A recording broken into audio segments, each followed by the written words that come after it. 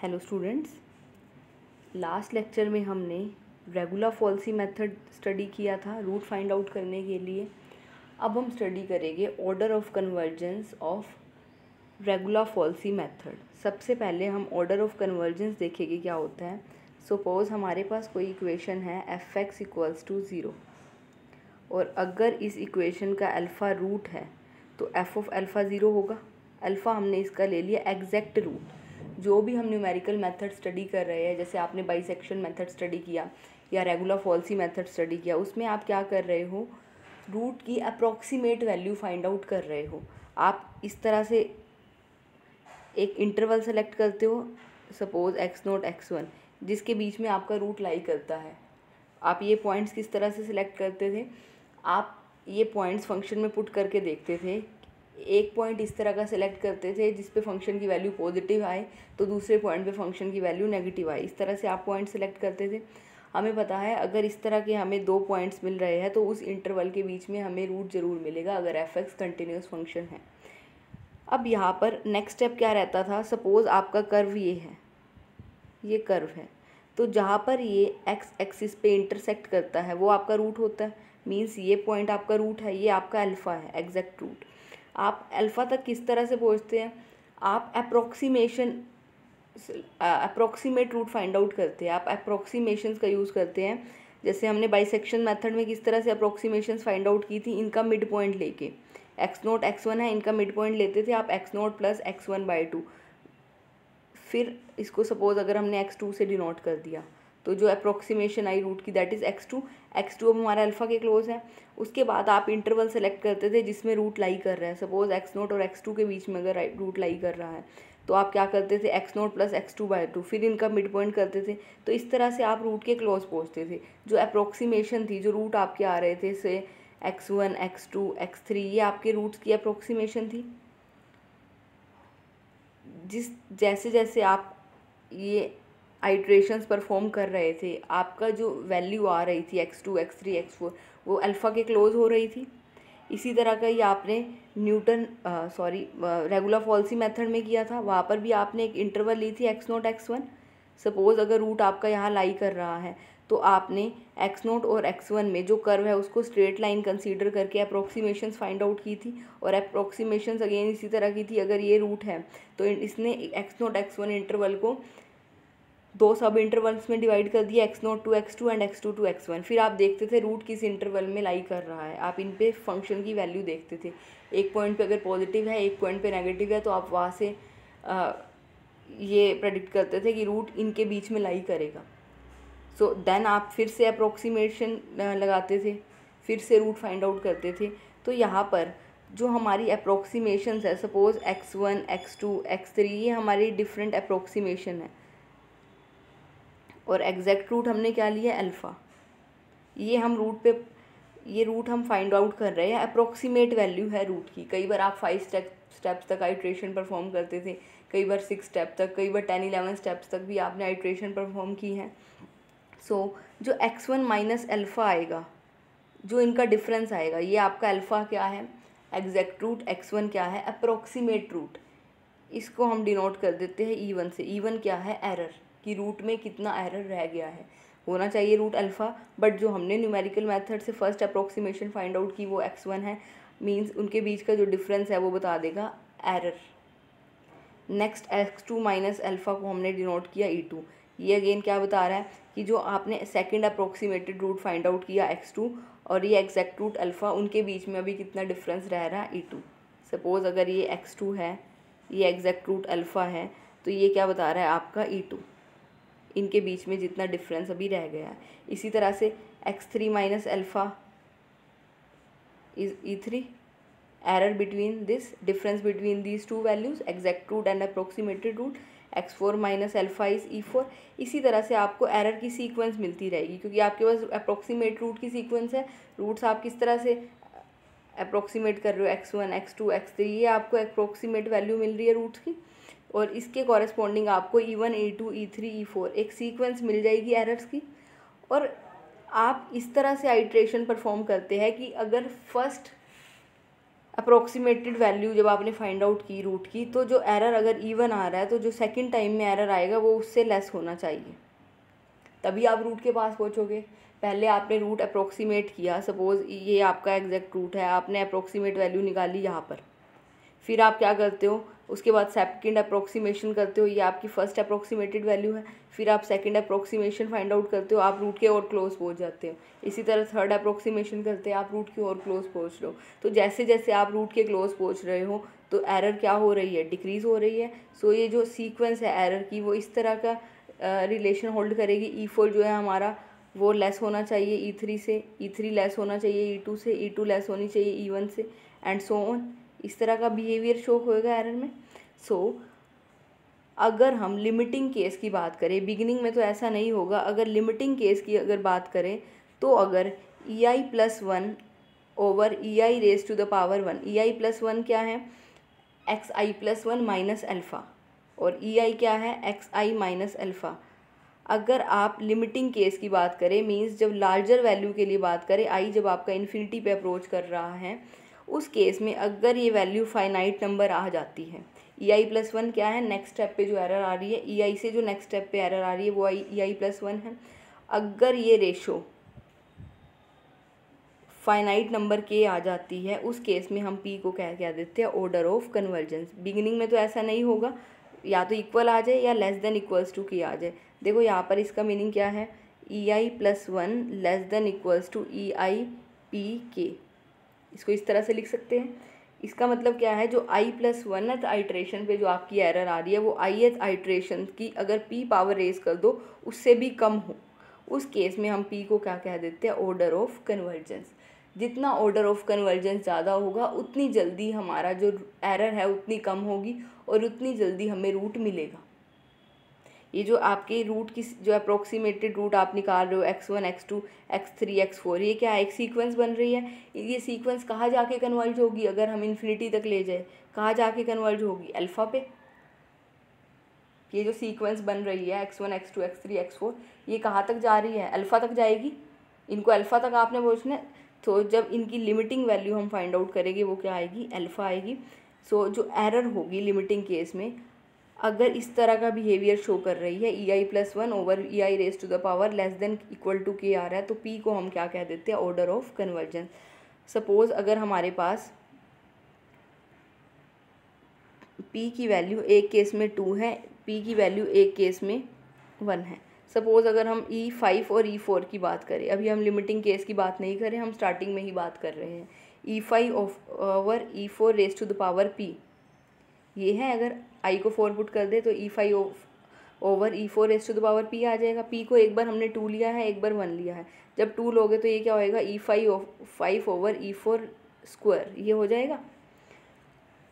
तो यहाँ से ये वैल्यू अगर हमारी that is e5 over e4 square equals to lambda, तो यहाँ से हम क्या लिख सकते हैं, e5 equals to lambda e4 square. अगर सपोज़ e4 आपकी 10 रेज टू द पावर -2 है, दिस इज़ e5, e4 आपकी अगर 10 रेज टू द पावर -2 है, तो e raise to the power 5 क्या हो जाएगा, लैम्डा इंटू 10 माइनस 2 स्क्वायर, ये आ जाएगा।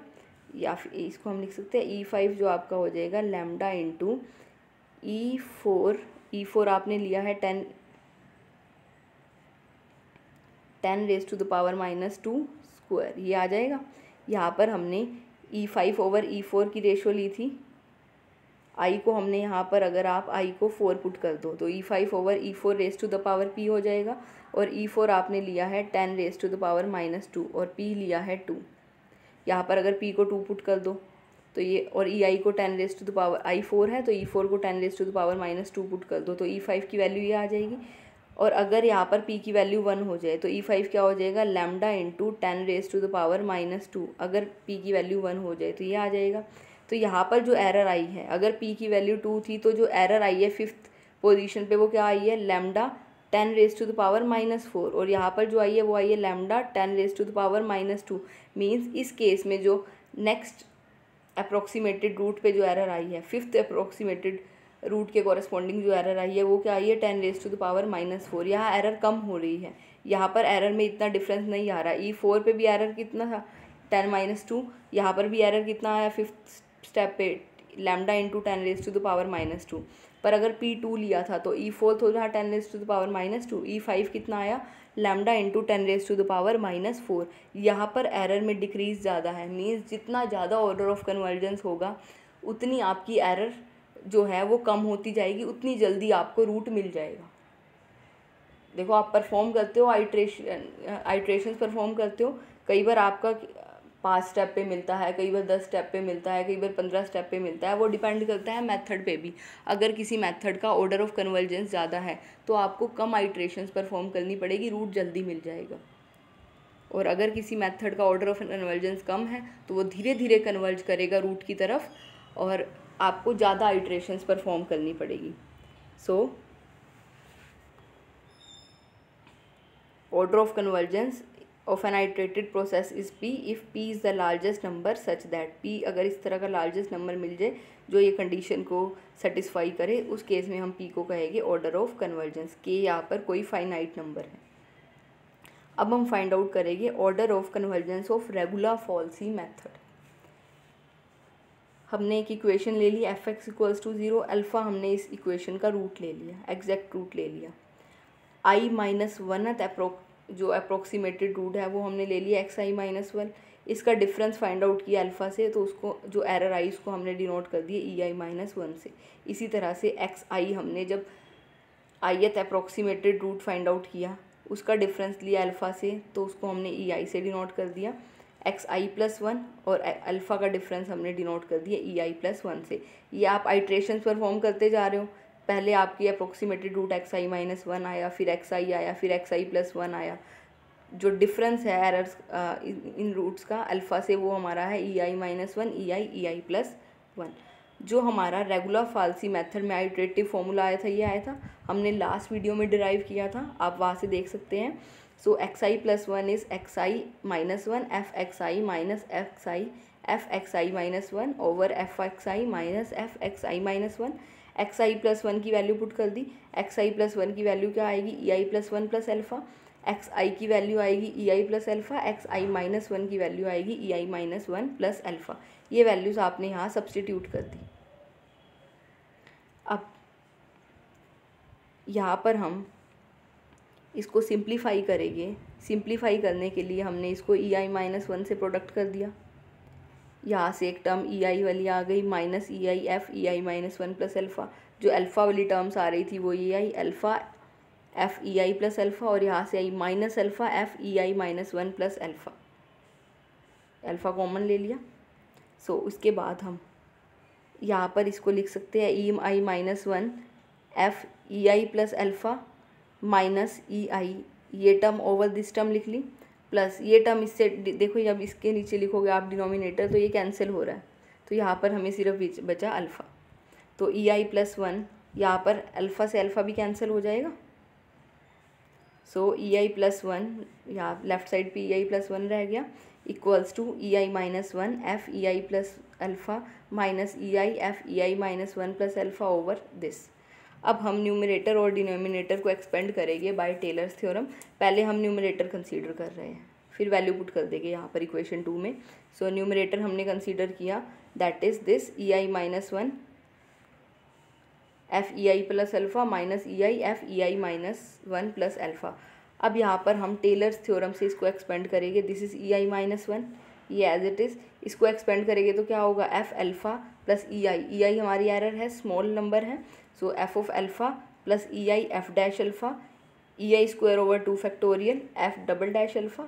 अगर आपके पास इस तरह का फंक्शन है, इसकी आपने टेलर्स थ्योरम से एक्सपेंशन लिखनी है तो किस तरह से लिखते हो, f of alpha plus h f dash alpha plus h² by 2 factorial f double dash alpha. इसी तरह से एक्सपेंशन हमने यहाँ लिखी है।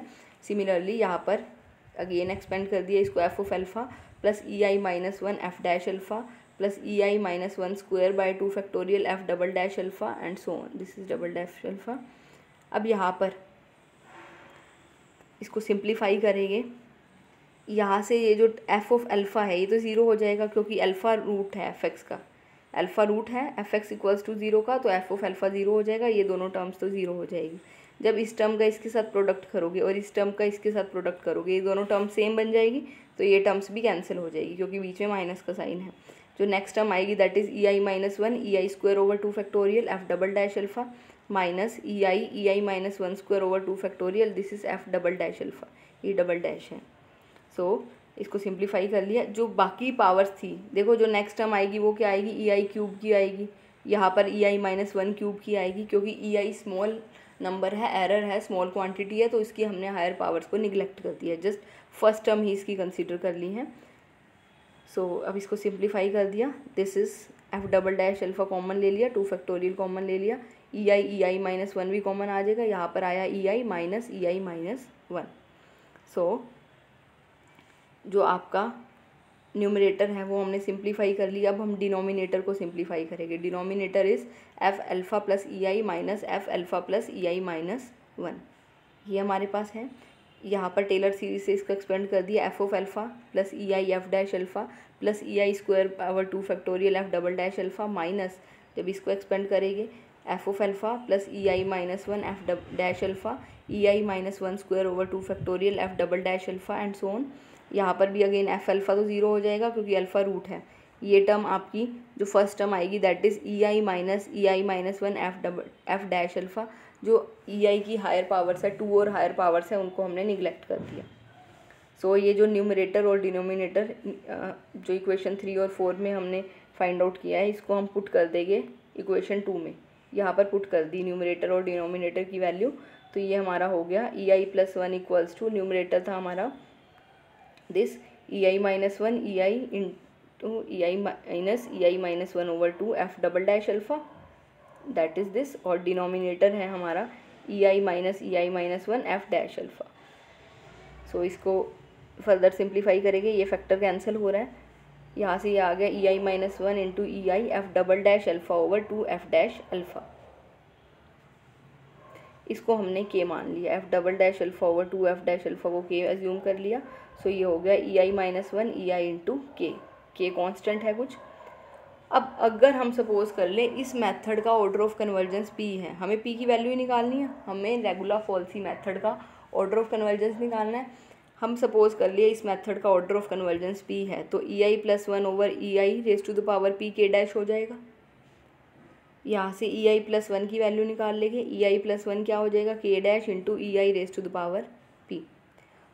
और यहाँ से हम ये लिख सकते हैं, अगर यहाँ पर EI लिखिए हम, ये यहाँ पर तो I+1 रखा, अगर यहाँ पर I को I-1 से रिप्लेस कर दे तो क्या हो जाएगा, EI-1⁻⁴P, न्यूमरेटर में हो जाएगा EI = K डैश, क्योंकि I यहाँ पर इन्फिनिटी तक वेरी कर सकता है, तो I को अगर I ले या I-1 ले उससे कोई फ़र्क नहीं पड़ेगा।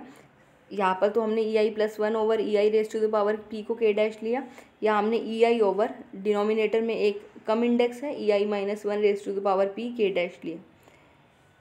सो यहाँ पर EI आ गया K डैश इंटू EI-1⁻⁴P, और EI-1 की वैल्यू अगर हम यहाँ से निकाल ले, EI-1 की वैल्यू आ गई EI over K dash ⁻⁴1/P। अब यहाँ से इक्वेशन 6 और 7 से आप EI+1 और EI-1 की वैल्यू पुट करोगे इक्वेशन 5 में, यहाँ पर।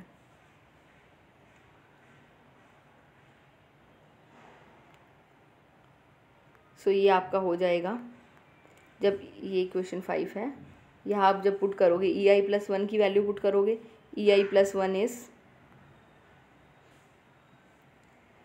K डैश EI_P, तो ये हो जाएगा K डैश EI_P इक्वल में, यहाँ पर है इक्वेशन 5 में, आप इसको इक्वेशन 5 लिख लेंगे, EI-1 EI F और into K, EI-1 EI into K है, सो ये हो जाएगा EI into K as it is, EI-1 की वैल्यू आपने यहाँ से ये पुट कर दी। सो ये हो गया K dash EI_P equals to K over K dash ⁻⁴1/P EI⁻1 + 1/P हो गया। अब जब आप कंपेयर करोगे तो K डैश की वैल्यू क्या आ जाएगी, K over K dash ⁻1/P, और एक्सपोनेंशियल टर्म यहाँ से कंपेयर करोगे, P किसके इक्वल आ जाएगा, 1 + 1/P के। अभी दो फैक्टर इक्वल होएगा तो P की वैल्यू क्या आ गई, 1 + 1/P। सो आप इसको सिंप्लीफाई करोगे, यहाँ से P² इक्वल्स टू P + 1 हो जाएगा, इसको सिंप्लीफाई कर लेंगे हम। सो ये हो जाएगा P square minus P minus 1 equals to 0, that is this. Root find out कर लेंगे तो p की जो वैल्यू आ जाएगी, पॉजिटिव साइन हम कंसीडर करेंगे, p की वैल्यू आ जाएगी 1.618। तो जो ऑर्डर ऑफ कन्वर्जेंस आएगा रेगुलर फॉल्सी मेथड का वो है हमारा 1.618। इसी तरह से हम और मेथड्स डिस्कस करेंगे, उनके हम order of convergence find out करेंगे। Thank you.